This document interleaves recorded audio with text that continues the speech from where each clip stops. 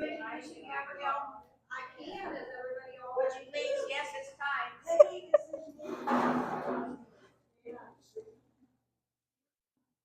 I will try. I will try. Come up here and introduce Abigail, and I'm going to Freimuth. Freimuth. Freimuth. Freimuth. It's German, right? Yeah. Okay. And, well, you guys all see it. Remembering the late Dion. Here we go. I'm president of the Four Corners Heritage Center. And I'm also on the board with the Molena Community Historical Society. So I got a couple hats here, and then some. But I'd like to first thank the Lutheran Church here for allowing us to host this tea at their venue. And this is a collaborative effort between our two organizations, the Molena Group and the Four Corners. So it is our kickoff to the year as a fundraiser. And I'd like to also thank Thrive It, because they give us a card that we apply for through the Lutheran that helps to fund the food and that kind of, and the decor, etc. National Women's History Month, so that's what we're here for.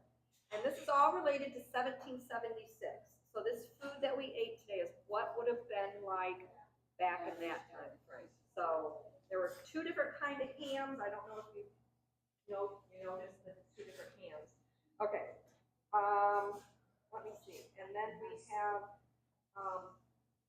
we do have membership forms. So if any of you would like to join or renew your membership with our organizations, we have back on that table back there membership forms. And we also have an annual report that Four Corners. I haven't quite done Molena's yet, but we have annual report. Somebody was asking about the church annual report today and if it was out. Last fiscal year for Four Corners Heritage. There's extras back there.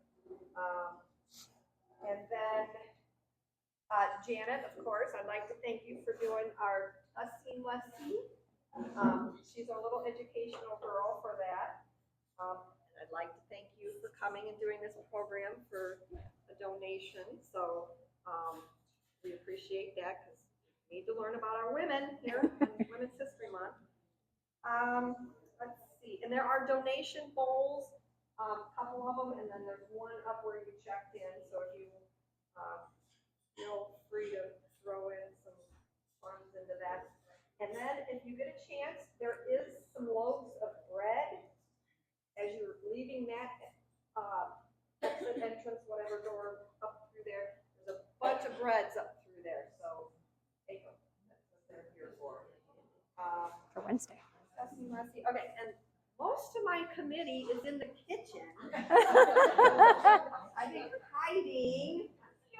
Oh, okay. So we have Sarah is on both the organizations boards. She's actually secretary for both organizations. So she's on the committee, of course. I'm on both boards, etc. Pamela Camp, she is on both boards. And Bev Eichhoff, where are you, Bev? Peek your face through there. And Janet is back there. And then Sarah, me. Bev's right there. She just peeked in. I think that does it. And then watch us on Facebook. That'll keep you up to up. And we got Bill is here. He helped out. He's a trustee also, a newer one. Oh, and the 250 stories. Those are traveling around to the libraries that are almost done. So hopefully you got a chance when you're in Henry County. I learned today that some of you are from outside of Henry County, and we appreciate you guys coming and participating in this big event here. And I guess we're up to you now. Okay. Everything else got. Okay.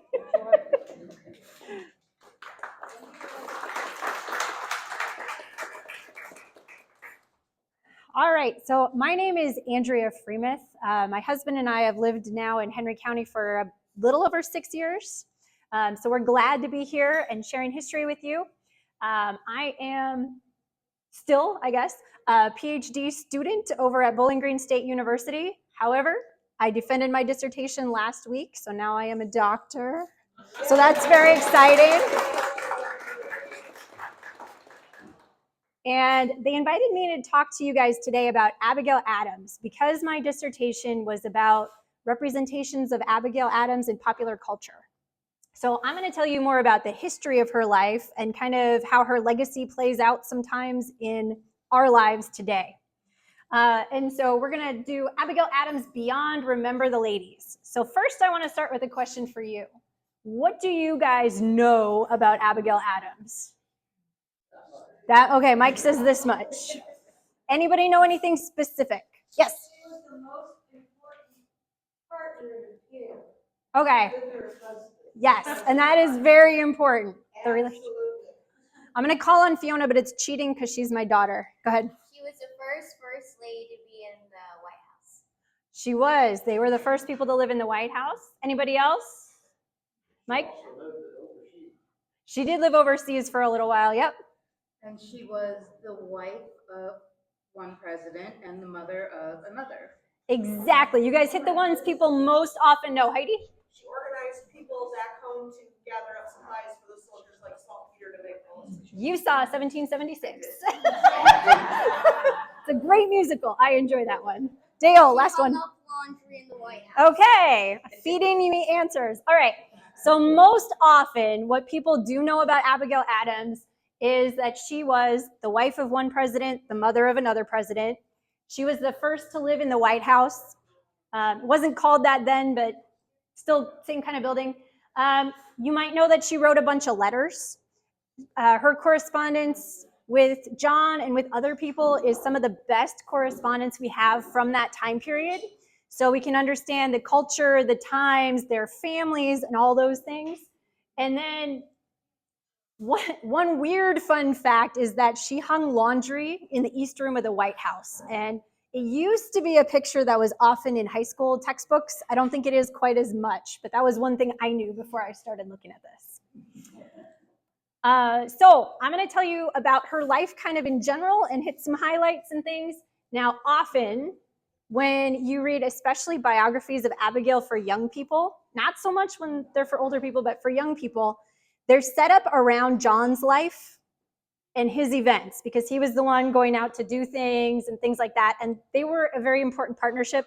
I'm going to try to focus on Abigail and not talk about John all that much because I think it's important in Women's History Month that we celebrate her. So to start with, Abigail Adams was born Abigail Smith on November 11th, 1744 in this house right here. It's in Weymouth, Massachusetts, and if you go out there, you can actually go visit it. They have open houses once a month. There's a historical society that still runs it, and you can go through the house. It's not sitting in the same location that it was when she lived there, but it's not too far away. Her parents were Reverend William Smith and Elizabeth Quincy Smith. So they were on the high to-do end, right? They weren't super, super rich, but they were pretty well off. They had some servants that lived with them. Her mother, Elizabeth Quincy, is one of the rich families in that area, so they had connections. She had one brother and two sisters, Mary and Elizabeth, and those sisters stayed her friends and stayed very close to her whole life. Those letters we talked about, a lot of them went to John, but a whole lot of them went to Elizabeth and Mary. They talked about all kinds of things in the letters. They would help each other raise children from time to time if somebody was busy. And so they stayed very close. Now, Abigail did not actually have formal education, which was not unusual for women of that time. However, because her father was a minister, he had a very large library. And the men that were going to divinity school and other college would often come and use his library. And Reverend Smith encouraged his daughters, all of them, to read all these books, to speak to these guys kind of as equals, as intellectual equals. And so she grew up having big conversations, thinking about big ideas, and really developing her mind. She didn't learn things like proper spellings of things. Her handwriting was a little bit shaky from time to time, and those were things that embarrassed her later on. So she could think at a really high level, but she still kind of considered herself sometimes lesser because she didn't have that formal training. This is a portrait that was painted of Abigail when she was in her teenage years, relatively young.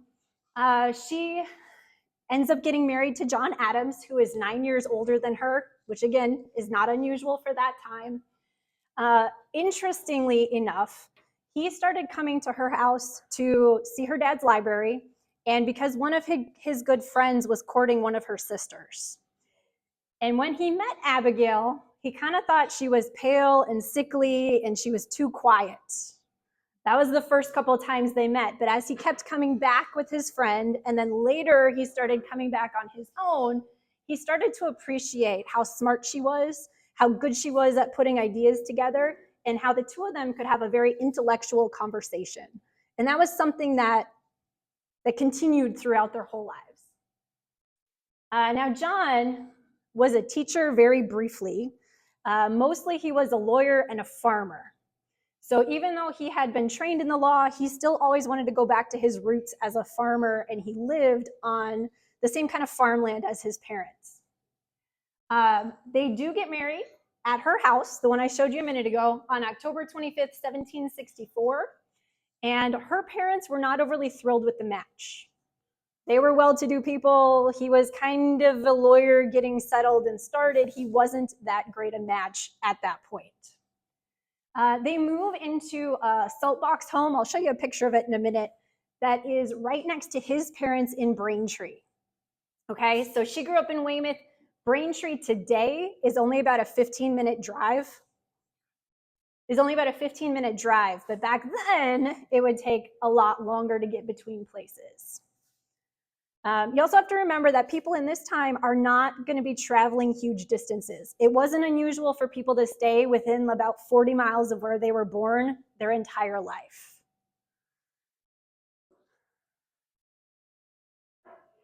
Oh, let me go back quick. So they get married in 1764 and they start to establish their life. John starts riding the circuit as a lawyer, traveling through Massachusetts, and pretty quickly after that, they start having children. She ends up having 6 pregnancies in about 12 years. Some of these names are going to be familiar to you. They have a daughter first. Her name is Abigail. They call her Nabby as her nickname. John Quincy, who we know goes on to be president. Charles and Thomas. They also had a daughter named Susanna, who lived to about 2 years old and then died of an illness. And they had a stillborn baby named Elizabeth. Now, because John is absent a lot, riding the circuit, and then later he goes to Philadelphia as part of the First Continental Congress, the Second Continental Congress, and then he's in Europe. He's away a lot, especially in these early years when the kids are young. So she does a lot of the things on her own.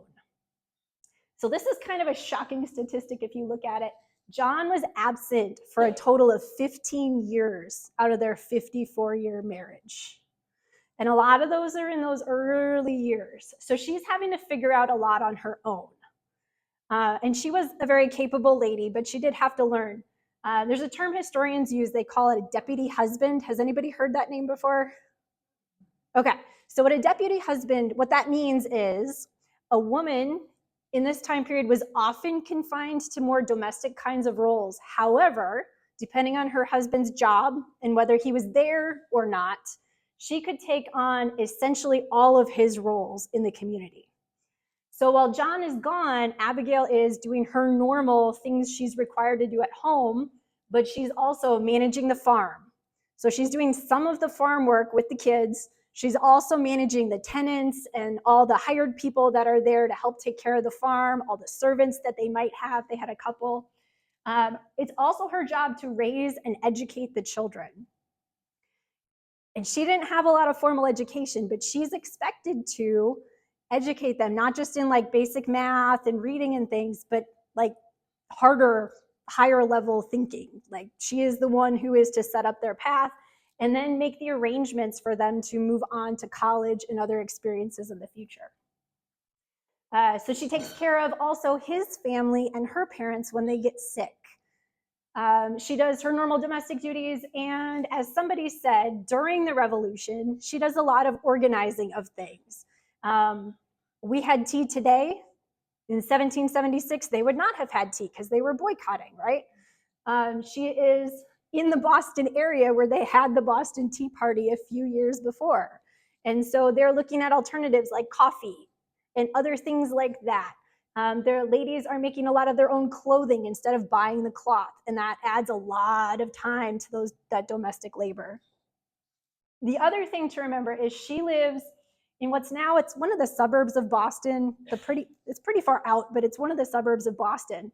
And so she could hear the war from her house sometimes. The Battle of Bunker Hill, they could hear from their house. They got woken up in the morning by the cannons blasting. She took John Quincy and at least one of the other kids, and they walked up the hill by their house, less than a quarter of a mile away, and they could see the battle happening on the other side of Boston from there. There were a lot of refugees fleeing Boston that she would help feed, care for medically, things like that as they were going through. So the war was right there where they were. And she and John had worked out kind of like a safety plan. So if things got too close, she was supposed to take the kids and run into the woods to a certain place so that they could be safe. So think about all the things she's doing, all the emotional labor that she's got going on too. Okay, so as I said, John goes to Philadelphia for quite a while to help do the First and Second Continental Congress, and then off to Europe to do big diplomatic things. Their letters were something that kept them close. And these letters are very cool to read. I've got a book up here if you want to take a look. The libraries have them too. You can actually get them online. The Massachusetts Historical Society has digitized a bunch of these, and they look like the one I showed you at the beginning, but they also have the transcription, so it's easier to read. And in them, she mixes together personal news, family news, local news.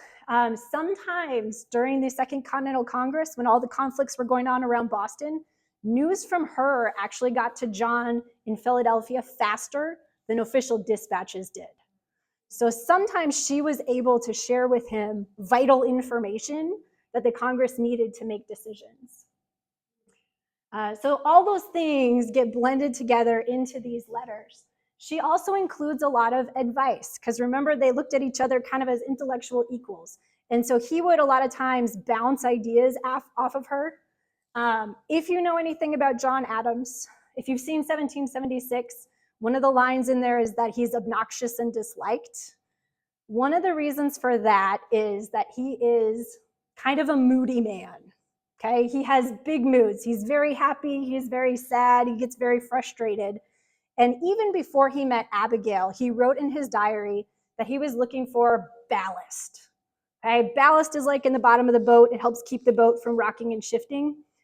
Nowhere does he specifically say that Abigail was his ballast, but that's how she functioned in his life. So some of her biographers have called her that.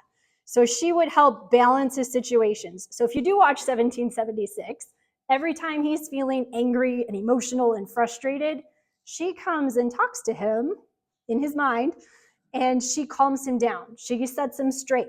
And that's exactly what she does in her letters. There's two important letters that she writes that are often pretty well known by people, even outside academic circles. The first one was written in March 31st, 1776, so a couple of months before the Declaration of Independence, and it gets called the Remember the Ladies letter because that's the most famous line in it. And I want to read just a little bit to you. So she says, "I long to hear that you have declared an independency. And by the way, in the new code of laws, which I suppose it will be necessary for you to make, I desire that you would remember the ladies and be more generous and favorable to them than your ancestors. Do not put such unlimited power into the hands of the husbands. Remember, all men would be tyrants if they could. If particular care and attention is not paid to the ladies, we are determined to foment a rebellion and will not hold ourselves bound by any laws in which we have no voice or representation." Okay? So, all right. So that's pretty bold for any lady of that time. Now, letters were meant to be private, so it's not like she's out on a street corner proclaiming this. And if you listen to what she's talking about husbands in particular. At this time, women were like legally underneath their husbands, so they didn't have legal identities of themselves. So if they were being abused, if they were being kept from their children, if there was some other problem going on, they didn't really have a legal way to go and fix that. They were pretty much stuck. And so she is asking that as they're setting up this new code of laws, this new constitution, that they think about the ladies and try to fix that a little bit. A lot of people take that and they say, oh, she's out there saying vote for women. Probably not quite that. Now, John's response is kind of a joking, laughing, shuffle it off thing. And it doesn't end up, as we know, being part of anything. But he kind of looked at her differently than he did the masses of people. The other one is from a few months later. And one important thing happened between March 31st of that year and August 14th, besides the Declaration of Independence. Smallpox was a big, scary thing going on in Boston at this time. And the British soldiers were pretty immune to smallpox. The citizens of Boston were not. And smallpox was something that wiped out lots of people. And so Abigail makes the decision, without telling John, to get herself and the children inoculated. And it's not as simple like we go get a shot now. It wasn't that. To get a smallpox inoculation, it involved having your skin cut open, and then they would insert some of the pus and the scabs from somebody who is sick with smallpox in there. Yeah, it's pretty gross. If you want to see it, watch the second episode of the John Adams miniseries HBO made a couple of years back. And then you hope you get a little bit sick. The goal was to give you a manageable sickness that you get over in a couple weeks, and then you'd have immunity. Well, she doesn't tell him she's going to do this. They had talked about it many years before that, but she makes the plans, she gets them inoculated. And while she is recovering from that, she writes this letter in August 14th, 1776, which is another quote. My mom got me a plaque with part of this on it. She's talking about, if you complain of neglect of education in sons, what shall I say with regard to daughters, who every day experience the want of it? With regard to education of my own children, I find myself soon out of my depth and destitute and deficient in every part of education. Then she says, if we mean to have heroes, statesmen, and philosophers, we should have learned women. The world perhaps would laugh at me and accuse me of vanity, but you know I have a mind too enlarged and liberal to disregard the sentiment. If much depends, as is allowed, upon the early education of youth, and the first principles which are instilled take the deepest root, great benefit must arise from literary accomplishments in women. And this was something she stuck to. She advocated for women's education her whole life. And after the revolution, it started to get to be more popular because women started to think about themselves in a different way. And we'll get to that in a minute. So after the Declaration gets signed, John stays in Philadelphia a little bit longer, and then he gets sent over to Europe. And the goal in Europe is to help secure alliances for the new United States, because on our own, we could not win that war. There was no way we could stand up against the British. So we needed money, we needed alliances, we needed help. And so John goes over. Benjamin Franklin is also doing the same kind of thing, traveling around, talking to different people. And he does help get some pretty big funding. Abigail, it doesn't really matter whether he is in Philadelphia or whether he's in Europe. She gets less letters, but she still has to take care of the same amount of things and pretty much functions on her own as a single mother. But she's got some new opportunities here. So Abigail has to essentially provide for the economic welfare of her family and plan ahead for the future. And so she has John start sending her things from France, from the Netherlands, from all the different places he is. She keeps some of them for her family, but she turns around and sells them. She kind of becomes a merchant in her own right, sort of under the table, because she doesn't have a store. But then that money she invests in other things. And so she did a couple of different things. One was land speculation. So she was buying property in Vermont that she was hoping would make money in the future, and she made some pretty good investments. And the second thing was she bought war bonds. John was not real excited about either of those things, but because she was taking care of it and she was taking care of the family, he allowed those things to go on. And it did help set them up so that they could retire and have a decent house and not have to worry too much about money later on. Now, Abigail, as I said, stayed around Massachusetts, not too far from her home for most of her life, except when John is in Europe. He wanted her to come along on several different points, and finally in 1784, she takes him up on that. So he's living in France as a diplomat at that point, and she makes the journey across the ocean. Okay, how many of you guys have been on cruises? Okay, cruises today are nothing like the transatlantic voyage then, okay? So it was, I don't remember exactly how long, but it would have been like 6 to 8 weeks in rough water on ships not really designed for guests. And so she writes about how she will never, ever, ever, ever do this again. And there's stories about, I think in her own letters, she says that she had the sailors tie her to the mast because she was rocking too much and getting seasick. So those first few days, she was tied to the mast. Once she got her sea legs a little bit, she started working on cleaning up the ship. So she encouraged the sailors to do some cleaning. She took charge of the kitchen and made sure they had like edible food and things like that. But she still never wanted to get back on a boat, except that she eventually had to get home. So she and John, when she arrives, John has rented this house in France. This is, now if you go visit it, it's inside Paris, because Paris is huge now. But back then, it was outside. You would leave Paris, there'd be countryside, and then you get to this town of Auteuil. And he rented this house because as a diplomat, he needed to look official, have a place to entertain people, and look the part.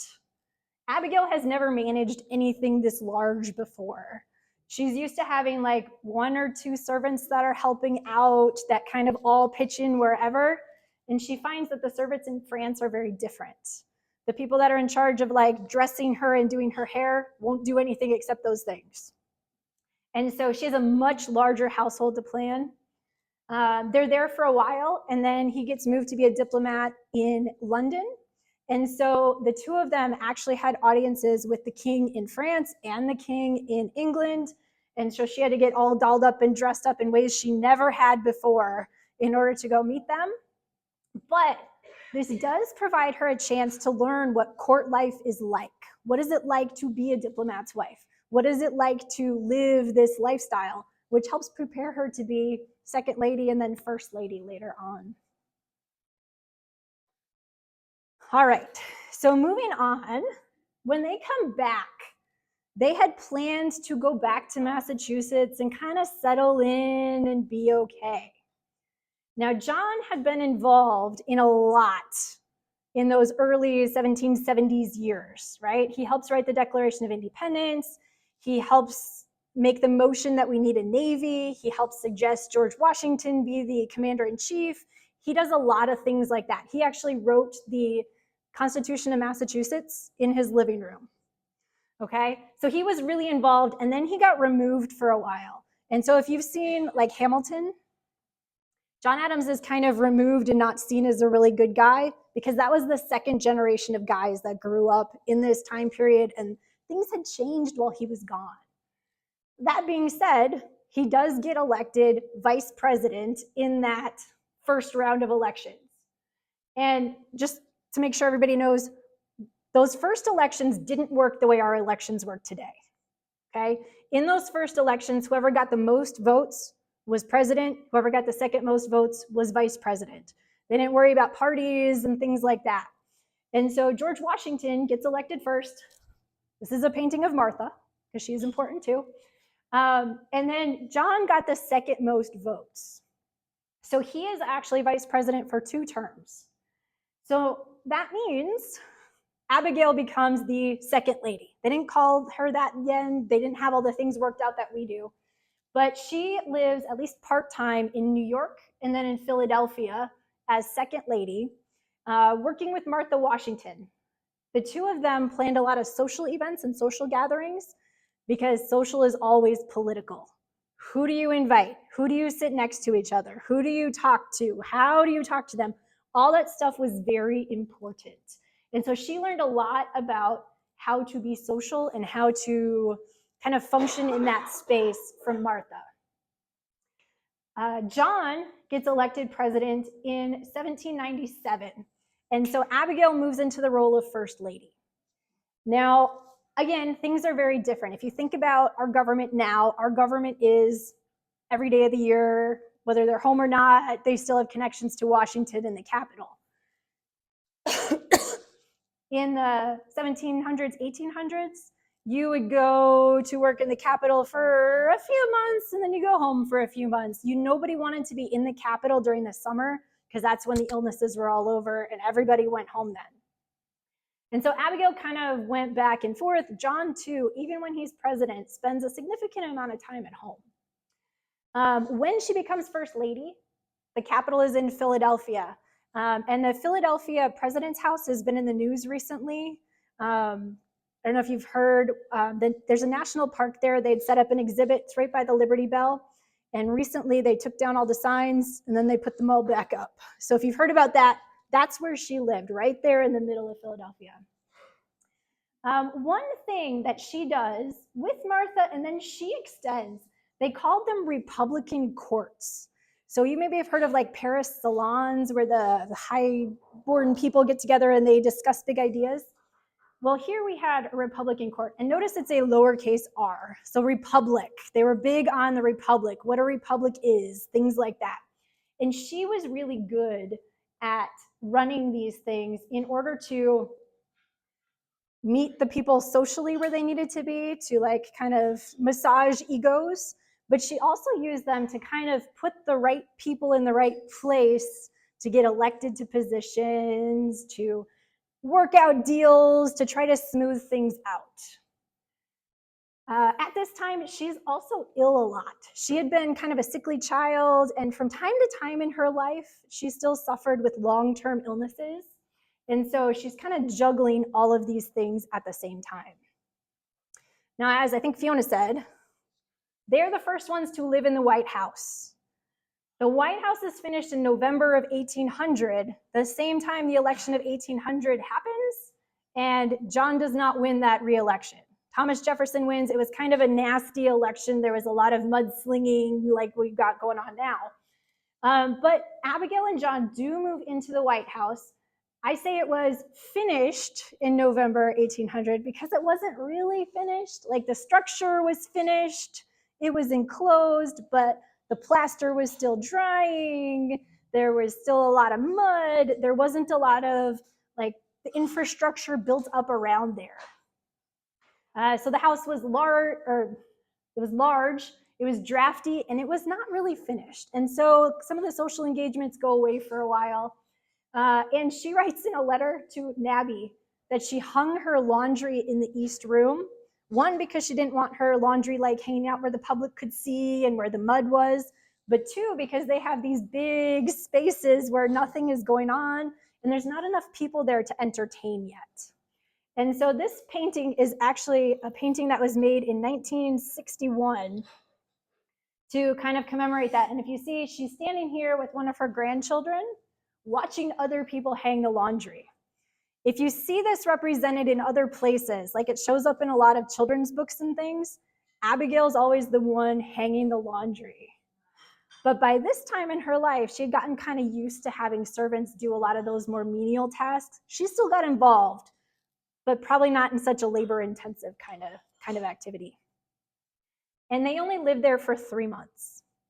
Now we have kind of a system in the United States where when inauguration happens, the former president is usually kind of still around and there's some cordial meetings that happen and they move on.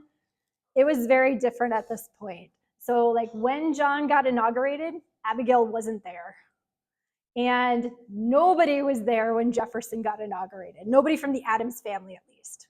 Abigail had moved back home to Peacefield shortly before that, and John didn't want to stay and watch it because it had been such a nasty fight in the election. He wasn't going to stop it or do anything against it. He just didn't want to be there to see it. Now, this is where they moved back to in Massachusetts. While they were in Europe, before they left, Abigail had arranged to purchase this house that they eventually called Peacefield. And this is still there in Massachusetts if you want to go. The Adams National Historical Park is really good. They have tours of all these places, and it's amazing. So Abigail needed a bigger house after living in Europe and experiencing all these bigger things.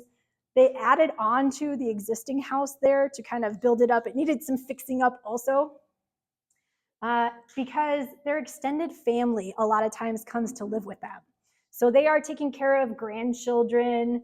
Her son, Charles, dies while they're living in the White House. He's an alcoholic and he's got a lot of major medical issues. And his wife, his widow, and their children move into Peacefield. Nabby, her daughter, actually experiences breast cancer and she goes through a surgery. They thought they fixed it. She had a double mastectomy. And then the cancer came back shortly after that. And so if you think about going through a surgery like that in that time period where they don't understand anesthesia, they don't understand germs, they don't understand any of those things. But Abigail helped then care for her family after these things. They kind of go back to Peacefield and they retire from public life. But John really focuses on his legacy. How is he going to be remembered? How is their family going to continue to be remembered? And so he starts to organize his papers and collect things and try to put them in place. Abigail dies of typhoid fever on October 28th, 1818 at their house. This is before John. John famously, I think you probably know, died on July 4th, 1826, the 50th anniversary of the Declaration of Independence. So he lives on after her for a while, but it takes him a while to figure things out without her. She also died before John Quincy was elected president, a couple of presidents before that. And so she doesn't get to see those things, but she did impact his growing up. She impacted a lot of how he thought about the world. She originally got buried in Hancock Cemetery, which is kind of in the center of town. The cemetery is still there, and their crypts are there, like the stones are there where they were.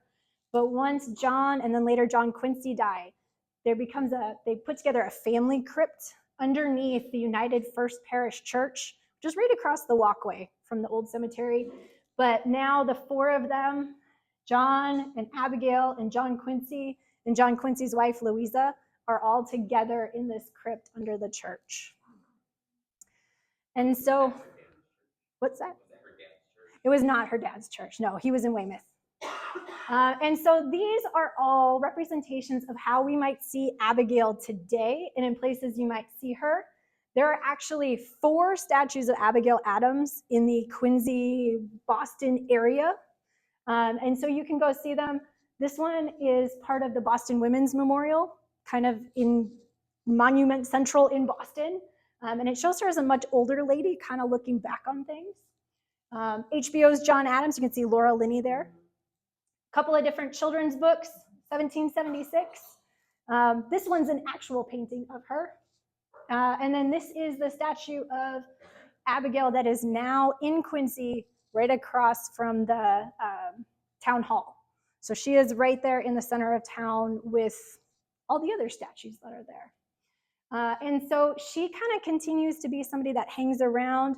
Quincy still does every year Remember the Ladies benefit banquet, where they highlight some of the important women in their town, kind of in the name of Abigail Adams.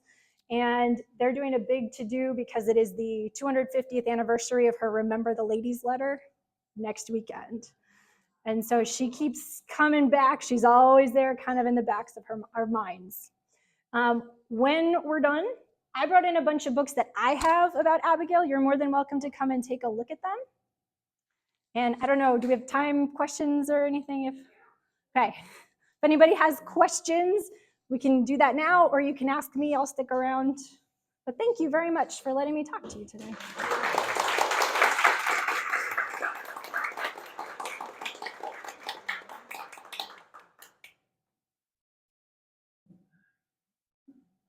Julie? Did she ever once imagine that she would be the wife of a president or have the position that she had? I don't think anybody, when she was growing up, could have imagined there would even be a president. I think she knew John was smart and he was together, and there's a lot of people that think he probably wouldn't have been able to accomplish what he did without her. And so her pushing and her support was a big important thing. Did you have something? Yeah, you mentioned that you have books that is that where mostly you got your research or online? Where did you do all your research? For this? Yeah. Okay, so I wrote a dissertation on the statues, on 1776, on HBO's John Adams, and some of the children's books. And so I had to learn a lot about Abigail. There's some biographies up here that I read. Also, some of the children's books and things are up here. And so it's kind of a conglomeration of everything. And how long did it take you to do all your research? I've been working on my dissertation for about 3 years in pieces. Yeah. And why exactly did you pick Abigail? Good question. So 1776 was my favorite movie when I was a kid. It's an odd choice for a kid because it's a movie about how the Declaration of Independence was written and why, but it's a musical, right? So there's fun singing and dancing. And John is kind of the central focus of that, but Abigail comes in 3 different times and she talks to him as the voice of reason and she encourages him. And so I've kind of been fascinated with her for a long time. Yes. Yep. That kind of confused me when I watched that movie. Good. Yes. And are you going to do any research on other female or women? So there's more stuff about Abigail. I'm hoping to turn my dissertation into a book and look at some more things. Liberty's Kids, the PBS series, did a lot with her.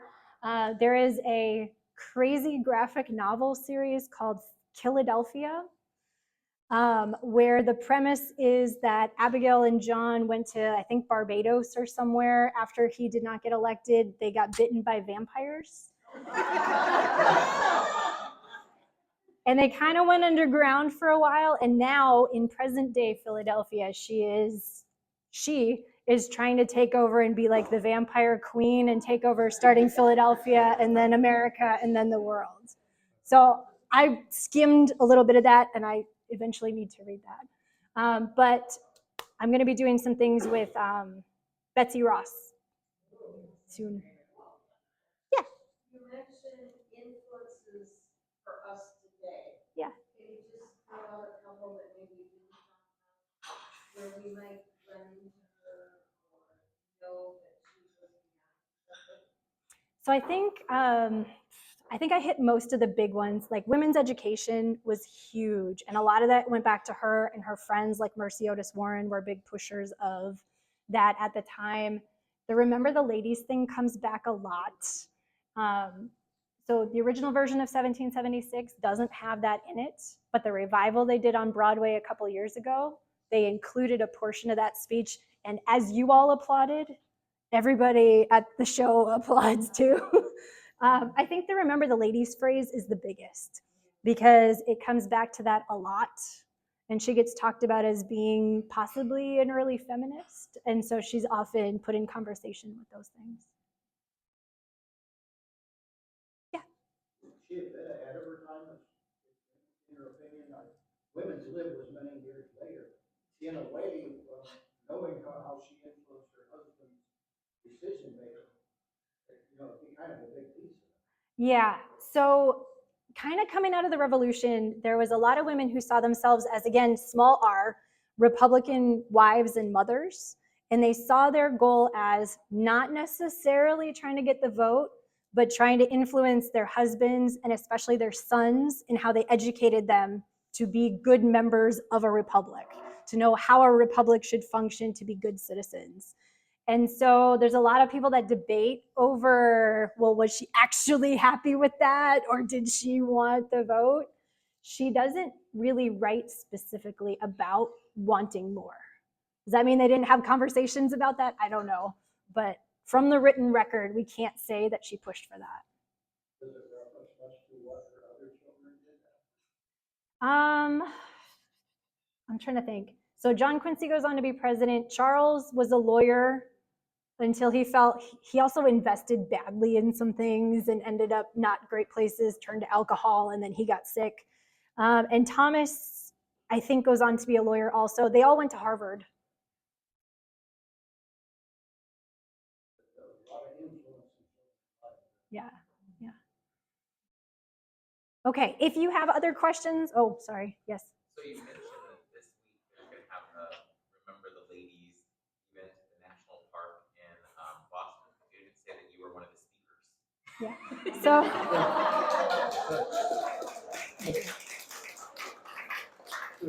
So my husband is my biggest cheerleader and a reader of my dissertation and many other things.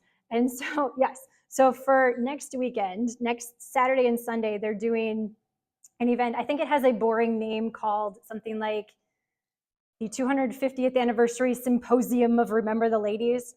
But I've been out there twice now doing a short internship with the interpretation coordinator out there. And when she talked to me about it originally, she called it Abigail Palooza, which is a much more fun name, but you can't put that on national park signs. And so they're having two different speaker panels come, and they asked me to come out and be on one of the speaking panels to talk about some of these portrayals. So I get to do that next weekend.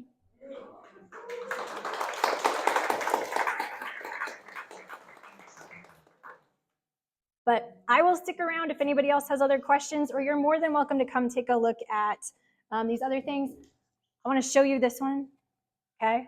So this was the Atlantic that came out sometime in the fall, okay? And the A for Atlantic is right here next to Abigail. And John is way over here. So they're both on here, but very separate from each other. And Alexander Hamilton and his wife are both on here, but I think before the musical, she would not have been. So it's kind of interesting to think about those things. But feel free to come take a look. Thank you very much. Out of the centerpieces, or how to get one of the longest stem? Yes, take the flowers. Thank you, darling. Thank you.